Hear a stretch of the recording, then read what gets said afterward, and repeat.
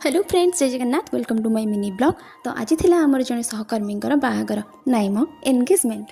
तो आम तीन जन रेडी ही बाहर जाइलु राम मंदिर को, जोठी कि तांकर एनगेजमेंट होउथिला। सेठी आमे पहुंची के देखिलु तांकर मुदी पिंधा पिंधी सरी जाइथिला, खाली चलीथिला फोटो शूटिंग। तो सेठी आमे किछि फोटो शूट करि दे चलिलु आम लक्ष्य पथरे, माने जोइति पई कि आमे आसिथिलु, माने खाइबा पई। सेठी पहुंची देखिलु जे हॉल पुल जा हो किछि लोक हमको दया पई किछिटा सीट दे देथिले खाइबा पई। आ खाइबा पई आमे बस पड़िथिलु। जेहेतु एनगेजमेंट मंदिर होता तो आमको खाइबापी प्रसाद मिलता। जो भगवान आशीर्वाद थाए से सब जिन अमृत परी लगी था। देखुना आम खाई केमी पत्र सफा कर खीरी फारी देखु गोटे पिला ये अधिक खाइब बोली पत्र नहीं जोटिक आम ठोली नहीं आ देखु खाइबा से अंधार हवा मात्रे से खाई पूरा पत्र सफा करदेला। एमती गोटे गोटे भोजी रहा दरकार जाकि मजा आसीगला। देन आम रिटर्न करूँ आम कर्मभूमि को। रही जय जगन्नाथ।